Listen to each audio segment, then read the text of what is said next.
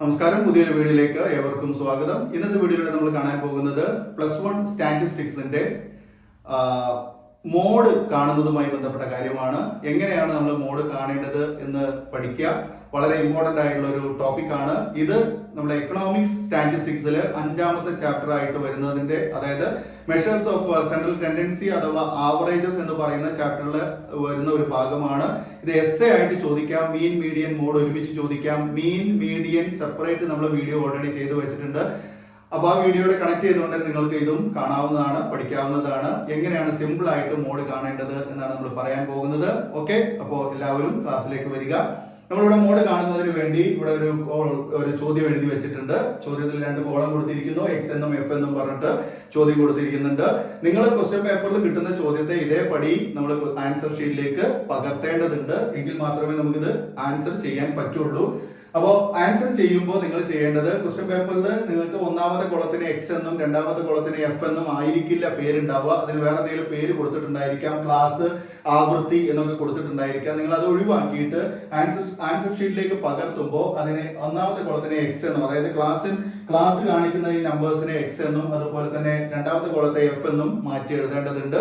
X, F എന്ന് നിങ്ങൾ എപ്പോഴും എഴുതിയാണ്ട് പഠിക്കുക. ഇത് വെച്ചിട്ട് നമ്മൾ എങ്ങനെയാണ് മോഡ് കാണേണ്ടത്? ഇവിടെ മോഡ് കാണുമ്പോൾ നമ്മൾ ആദ്യം ശ്രദ്ധിക്കേണ്ടത്, തന്നിരിക്കുന്ന ഫ്രീക്വൻസിയുടെ വലിയ നമ്പർ ഏതാന്ന് കണ്ടെത്തണം. ഏറ്റവും വലിയ നമ്പർ ഏതാന്ന് ഇതൊന്ന് കണ്ടെത്തണം. ഓക്കെ, ഇവിടെ നമ്മൾ നോക്കൂ. ഫ്രീക്വൻസി നമുക്ക് തന്നിരിക്കുന്നത് 8, 4, 10, 20, 8, 3, 2, 3, 2 എന്നാണ്. ഇതിൽ ഏതാണ് ഏറ്റവും വലിയ ഫ്രീക്വൻസി നമ്പർ? ഏറ്റവും വലിയ ഫ്രീക്വൻസി നമ്പർ, ആവർത്തി നമ്പർ 20 ആണ് അല്ലെ. അപ്പൊ ആ 20 ഉൾപ്പെടുന്ന ക്ലാസ് 40, 50 ആണ്. ഇതിനെ നമ്മൾ എന്ത് ചെയ്യുക? ഇങ്ങനെ ഒരു ബോക്സ് ഉണ്ടാക്കുക. ഈ ബോക്സിനെ നമ്മൾ മീഡിയൻ എന്താ വിളിച്ചത്? മീഡിയൻ ക്ലാസ് എന്നാ വിളിച്ചത് അല്ലെ. ഈ ബോക്സിന് നമ്മൾ മീഡിയൻ എന്താ വിളിച്ചത്? മീഡിയൻ ക്ലാസ് എന്നാ വിളിച്ചത്. അപ്പൊ ഇതെന്താ നമ്മൾ കാണാൻ പോകുന്നത്? മോഡല്ലേ. അപ്പൊ ഇതിനെ നമ്മൾ വിളിക്കുന്ന പേരെന്താ? മോഡ് ക്ലാസ് എന്നാണ്. എന്താ വിളിക്കുക? മോഡ് ക്ലാസ് എന്നാണ് നമ്മൾ ഇതിനെ വിളിക്കുക. ഓക്കെ, അപ്പൊ നമ്മൾ മോഡ് ക്ലാസ് ഉണ്ടാക്കി. എങ്ങനെയാണ് മോഡ് ക്ലാസ് ഉണ്ടാക്കിയത്? മോഡ് കാണാൻ വേണ്ടിയിട്ട് നമ്മൾ തന്നിരിക്കുന്ന ഫ്രീക്വൻസിയുടെ ഏറ്റവും വലിയ നമ്പറിനെ കണ്ടെത്തി അതിനെ ഒരു ഗുളിക രൂപം, ഒരു ബ്രാക്കറ്റ് വരച്ചു. ഓക്കെ, അപ്പൊ അതിനെ നമ്മൾ വിളിക്കുന്ന പേര് എന്താണ്? മോഡ് ക്ലാസ് എന്നാണ്. Okay, mode class. അപ്പൊ മോഡ് ക്ലാസ്സിൽ മോഡ് ക്ലാസ് നമ്പർ നമുക്ക് 20 കിട്ടിയിട്ടുണ്ട്. ഫ്രീക്വൻസി നമ്പർ 20 ആണ്. അതിൽ ഉൾപ്പെടുന്ന ക്ലാസ് എന്ന് പറയുന്നത് 40, 50 ആണ്. ശരിയല്ലേ? ഇനി നോക്കൂ, ഇനി നമ്മൾ ഇതിന്റെ സമവാക്യം എഴുതാൻ പഠിക്കണം.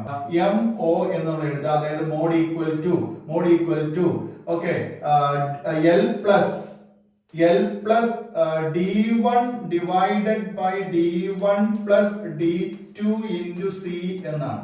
ഓക്കെ, മോഡ് കാണുന്നതിനുള്ള സമവാക്യം. നിങ്ങൾക്ക് മോഡ് കാണാൻ വേണ്ടി ബോർഡ് കാണുന്നുണ്ടോ എന്നുള്ളത് ശ്രദ്ധിക്കുക. ഞാൻ ഒന്നുകൂടെ മാറ്റി എഴുതാം. മോഡ് ക്ലാസ് എന്നുള്ളത് ഒന്ന് ചെറുതാക്കി എഴുതാം. Mode class. ഓക്കെ, ഇനി സമവാക്യം ഇവിടേക്ക് എഴുതാം. സമവാക്യം നമ്മള് മോഡ് ഈക്വൽ ടു, അതായത് MO equal to L plus okay, അതിന് മുകളിൽ നമ്മൾ d1 എന്ന് എഴുതുക. ഡിവൈഡഡ് ബൈ, ഈ പ്ലസിന് നേരെ ഡിവൈഡഡ് ബൈ കൊടുക്കുക. അതിന് താഴെ d1 എന്ന് എഴുതുക, പ്ലസ് d2 എന്ന് എഴുതുക, ഇൻറ്റു സി എന്ന് എഴുതുക. ഇവിടെ ശ്രദ്ധിക്കേണ്ട ഒരു കാര്യം, നമ്മൾ മീഡിയൻ കണ്ട പോലെ തന്നെയാണ്. ഏത്? L plus D divided by into C എന്ന് പറഞ്ഞ് നേരെ വരണം. ഒരിക്കലും കയറ്റി എഴുതരുത്. ഓക്കെ, ദെൻ ഇവിടെ നമുക്ക് എന്തൊക്കെ വേണം? L വേണം, d1 വേണം, d2 വേണം, c വേണം. L വേണം, d1 വേണം, c വേണം, d2 വേണം. വേണ്ടേ? അപ്പൊ ഈ സംഭവങ്ങളൊക്കെ നമ്മൾ ഇവിടെ താഴേക്ക് പെറുക്കി എഴുതുക. ഓക്കെ, L എന്താണ്, d1 എന്താണ്, d2 എന്താണ്, c എന്താണ്, ഇതൊക്കെ നമ്മൾ ഇവിടുന്ന് കാണണം. ഓക്കെ, കണ്ടിട്ട് ഈ സംഗതികളെ നമ്മൾ ഇക്വേഷനിലേക്ക് വരെ കൊടുത്താൽ മതി. ഓക്കെ, അപ്പൊ നമുക്ക് L എന്ന് പറയുന്നത് ഇവിടുന്ന് കിട്ടും. അതിനാണ് നമ്മളിവിടെ മോഡ് ക്ലാസ് ഉണ്ടാക്കിയത്. ഇതെല്ലാം നമുക്ക് മോഡ് ക്ലാസ്സിൽ നിന്ന് കിട്ടും. ഓക്കെ, അപ്പൊ മോഡ് ക്ലാസ്സിൽ നമ്മൾ L എന്ന് പറയുന്നത് ഇവിടെ എന്താണ്? ക്ലാസിന്റെ ലോവർ ലിമിറ്റ് ആണ് L. ഇവിടെ ലോവർ ലിമിറ്റ് 40 ആണല്ലോ. അപ്പൊ L എന്നുള്ളിടത്ത് നമ്മൾ എന്ത് എഴുതി? 40 എന്ന് എഴുതി. 40 നമുക്ക് എവിടുന്ന കിട്ടിയത്? 40 നമുക്ക് കിട്ടിയത് മോഡ് ക്ലാസിന്റെ ക്ലാസ്സിൽ നിന്ന്. 40, 50 ആണ് മോഡ് ക്ലാസിന്റെ ക്ലാസ്. അതിൽ നിന്ന് 40 ആണ് ലോവർ ലിമിറ്റ്, അതായത് L എന്ന് പറഞ്ഞത്. ആ L 40 നമ്മൾ എഴുതി. ഓക്കെ, അടുത്തത് d1 ആണ്. എന്താണ് d1 എന്ന് പറഞ്ഞാൽ? d1 എന്ന് പറഞ്ഞാൽ ഡിഫറൻസ് ആണ്. അതായത് ഈ 20ഉം, ശ്രദ്ധിക്കണം, ഈ 20ഉം അതിന് മുകളിലുള്ള ഫ്രീക്വൻസി നമ്പർ ആയ 10ഉം തമ്മിലുള്ള വ്യത്യാസം. എന്താണ്? മോഡ് ക്ലാസിന്റെ ഫ്രീക്വൻസി നമ്പറും അതിന്റെ മുകളിലുള്ള ഫ്രീക്വൻസി നമ്പറും തമ്മിലുള്ള വ്യത്യാസം d1. അതായത് മോഡ് ക്ലാസിന്റെ ഫ്രീക്വൻസി നമ്പർ 20 അല്ലേ. അപ്പൊ 20 മൈനസ് അതിന് മുകളിലുള്ള നമ്പർ 10, അത് തമ്മിൽ മൈനസ് ചെയ്താൽ എന്താ കിട്ടുക? നമുക്ക് 10ന്ന് 20 പോയാൽ എന്താ കിട്ടുക? 10 എന്ന് കിട്ടും അല്ലെ. 10 20 minus 10 equal to 10. 20 minus 10 equal to 10. 20 minus 10 equal to 10. ശരിയല്ലേ? മനസ്സിലായോ പറഞ്ഞത്? ഈ ഫ്രീക്വൻസി നമ്പർ, അതായത് ഈ ബ്രാക്കറ്റിന്റെ ഉള്ളിലുള്ള മോഡ് ക്ലാസ് ഫ്രീക്വൻസി 20 അല്ലെ, ആ 20ഉം അതിന്റെ മുകളിലുള്ള ഫ്രീക്വൻസി നമ്പർ 10 അത് തമ്മിലുള്ള വ്യത്യാസമാണ്. 20 10 കുറയ്ക്കുക, അപ്പൊ നമുക്ക് D1 കിട്ടും. എത്ര? 20 10 പോയാൽ 10 ആണ്. അതാണ് D1 എന്ന് പറയുന്നത്. അങ്ങനെയാണെങ്കിൽ D2 എന്താണ്? നിങ്ങൾക്കറിയാം. എന്താണ് D2? D2 എന്താണ്? മോഡ് ക്ലാസ്സിലെ ഫ്രീക്വൻസി നമ്പർ 20ൽ നിന്ന് അതിന്റെ താഴെയുള്ള നമ്പർ 8 കുറയ്ക്കുക. ഓക്കെ, അപ്പൊ എന്താ കിട്ടിയത്? അതായത് 20 മൈനസ് 8 എന്ന് കിട്ടി. എങ്ങനെ മനസ്സിലായോ? 20 മൈനസ് 8 എങ്ങനെ കിട്ടിയെന്ന് മനസ്സിലായോ? എങ്ങനെയാ? അതായത് മോഡ് ക്ലാസ്സിലെ ഫ്രീക്വൻസി നമ്പർ 20. ഓക്കെ, D2 ആണ് കാണുന്നത്. അപ്പൊ D2 കാണാൻ നമ്മൾ താഴേക്ക് മൈനസ് ചെയ്യുക, ഫ്രീക്വൻസി നമ്പർ താഴേക്ക് മൈനസ് ചെയ്യുക. പിന്നെ D1 കാണാനാണെങ്കിൽ ഈ മോഡ് ക്ലാസ്സിന്റെ തൊട്ട് മുകളിലുള്ള ഫ്രീക്വൻസി നമ്പർ കൊണ്ട് മൈനസ് ചെയ്യുക. അപ്പൊ നമ്മൾ D2 കാണാൻ 20നെ, അതായത് മോഡ് ക്ലാസ്സിലുള്ള ഫ്രീക്വൻസി 20നെ തൊട്ട് താഴെയുള്ള ഫ്രീക്വൻസി നമ്പർ 8 ആണ്. 8 കൊണ്ട് നമ്മൾ എന്ത് ചെയ്തു? മൈനസ് ചെയ്തു. 20 മൈനസ് 8 ഈക്വൽ ടു 12 എന്ന് കിട്ടി അല്ലെ. ക്ലിയർ അല്ലേ? ഇനി എന്താണ് C? നമ്മൾ നേരത്തെ കണ്ടത് തന്നെയാണ്. C എന്ന് പറഞ്ഞാൽ എന്താണ്? C എന്ന് പറഞ്ഞാൽ നമുക്ക് ഇവിടെ തന്നിരിക്കുന്ന ക്ലാസിന്റെ ഡിഫറൻസ് ആണ്. ലോവർ ലിമിറ്റും അപ്പർ ലിമിറ്റും തമ്മിലുള്ള വ്യത്യാസം 40ഉം 50ഉം തമ്മിലുള്ള വ്യത്യാസം 10 ആണ്. ഓക്കെ, അപ്പൊ എല്ലാത്തിന്റെയും വാല്യൂസ് നമുക്ക് ഇവിടുന്ന് കിട്ടിയിട്ടുണ്ട്. ഇപ്പൊ എന്താണ്? സമവാക്യത്തിലുള്ള L 40 കിട്ടിയിട്ടുണ്ട്. D1 നമ്മൾ 20 മൈനസ് 10 10 കിട്ടിയിട്ടുണ്ട്. D2 എന്ന് പറയുന്നത് 20 മൈനസ് 8 12 കിട്ടിയിട്ടുണ്ട്. C എന്ന് പറയുന്നത് 10 കിട്ടിയിട്ടുണ്ട്. ഓക്കെ മക്കളെ, ഇനി ഇതിലേക്ക് നമ്മൾ വില കൊടുക്കുന്നു. ഞാൻ ഇവിടെ എഴുതാൻ ഇവിടെ സ്പേസ് ഉണ്ട്. ആ Lന്റെ സ്ഥാനത്ത് നമ്മൾ എന്ത് എഴുതുന്നു? 40 എന്ന് എഴുതി അല്ലെ. ചിഹ്നം പ്ലസ് ആണ്, അങ്ങനെ കൊടുത്തു. D1 എന്താണ്? D1 എന്ന് പറയുമ്പോൾ 10 ആണ്. ഡിവൈഡഡ് ബൈ ചിഹ്നം കൊടുത്തു. D1 എന്ന് പറയുന്നത് 10 ആണ്. ഡിവൈഡഡ് ബൈ ചിഹ്നം കൊടുത്തു. താഴെ എന്തുണ്ട്? D1 വീണ്ടും വരുന്നുണ്ട്. അപ്പൊ നമ്മൾ 10 വീണ്ടും എഴുതി. ചിഹ്നം പ്ലസ് ആണ്. ദെൻ D2 എന്താണ്? 12 ആണ്. ചിഹ്നം ഇൻറ്റു എന്താണ്? C 10 ആണ്. ഓക്കെ, ഇതാണ് വാല്യൂ ആഡ് ചെയ്തപ്പോൾ കിട്ടിയത്. എന്താ കിട്ടിയത്? L plus D1 divided by D1 plus D2 into C എന്ന് പറയുന്ന സമവാക്യത്തിലേക്ക് നമ്മൾ വാല്യൂ ആഡ് ചെയ്തപ്പോ L ന്റെ സ്ഥാനത്ത് 40 എഴുതി, D1 ന്റെ സ്ഥാനത്ത് 10 എഴുതി, വീണ്ടും ഡിവൈഡഡ് ബൈ കൊടുത്തു. താഴെ 10 വരുന്നുണ്ട്. 10 എന്ന് പറഞ്ഞാൽ D1 വീണ്ടും വരുന്നുണ്ട്. അപ്പൊ 10 കൊടുത്തു. ദെൻ പ്ലസ് എഴുതി. ദെൻ D2 ന്റെ സ്ഥാനത്ത് 12 എഴുതി.